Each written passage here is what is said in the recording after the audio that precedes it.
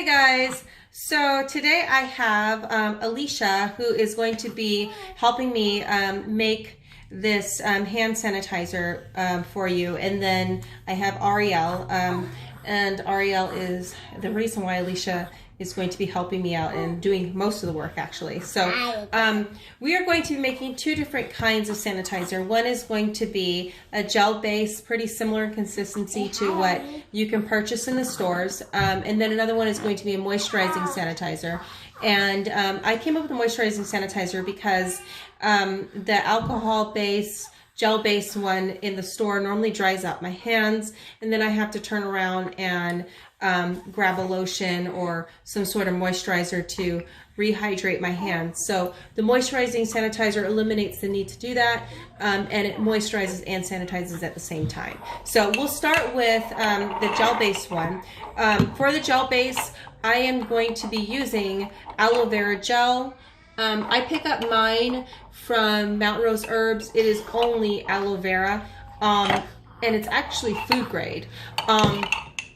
You can pick up one that's food grade as well from your natural food store, and I like to use food grade just because it's going on your hands, and I have kids, and you know, they just always putting stuff, their fingers and whatnot. I don't have to worry about chemicals or whatnot. So anyway, you can pick up a food grade one from your health food store, or you can also check out Fruit of the Earth's aloe vera gel that's pretty pure, and that can be found at your local drugstore, Rite Aid, Walgreens, CVS, etc. So anyway, that's our base, and we're really just using this to gain that same consistency.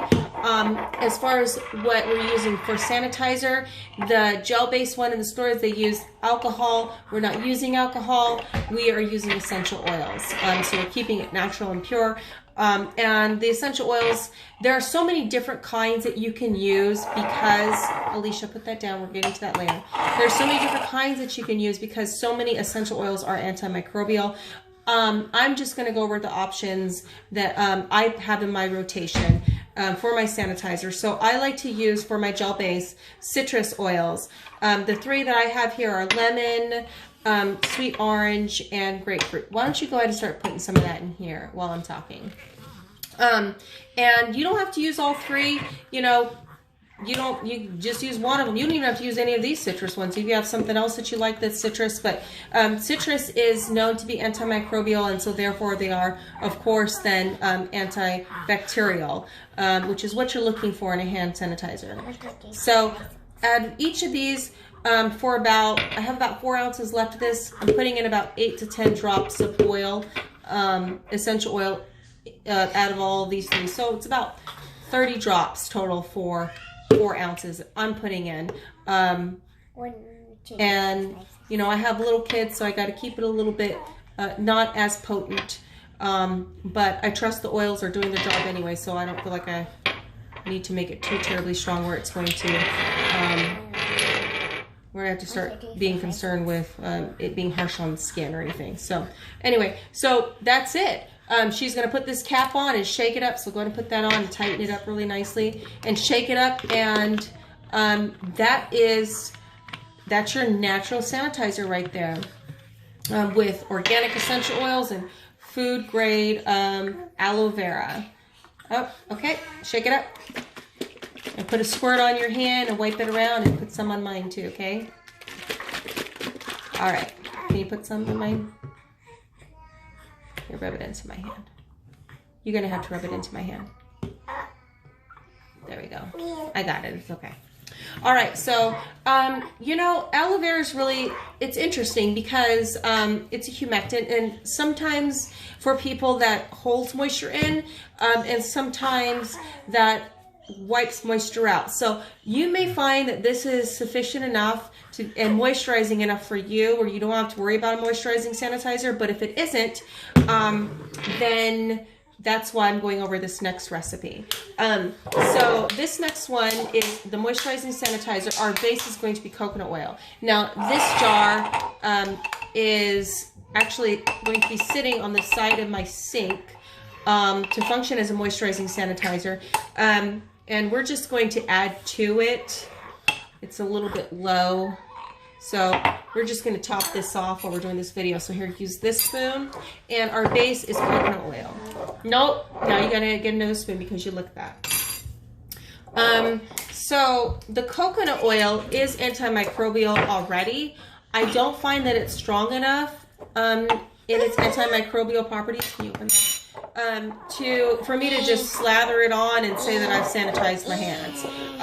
But it does go well as a moisturizing, in the moisturizing sanitizer because of the fact that it already has antimicrobial properties. So go ahead and just put a couple tablespoons in there. While she's doing that, I'm going to talk to you about the essential oils I'm choosing to use for this.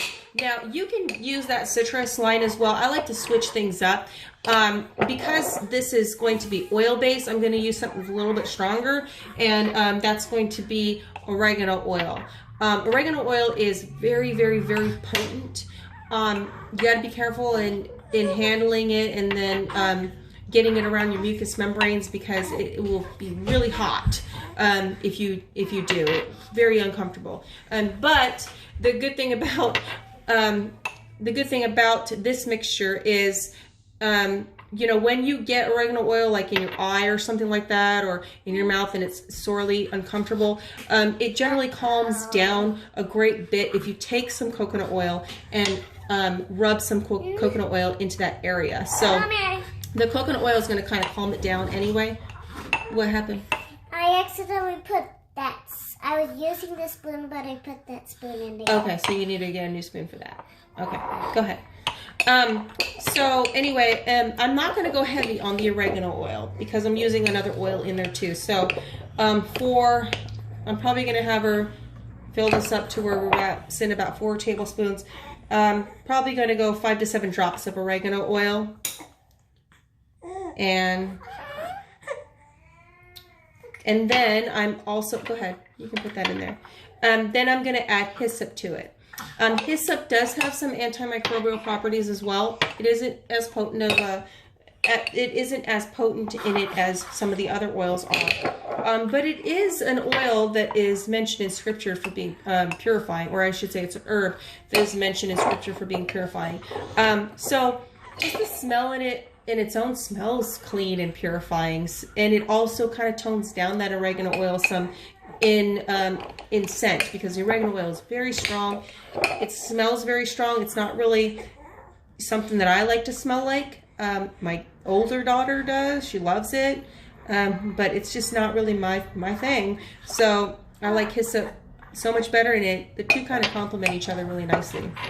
So anyway, and I put about 10 to 12 drops of this into that. That should be enough.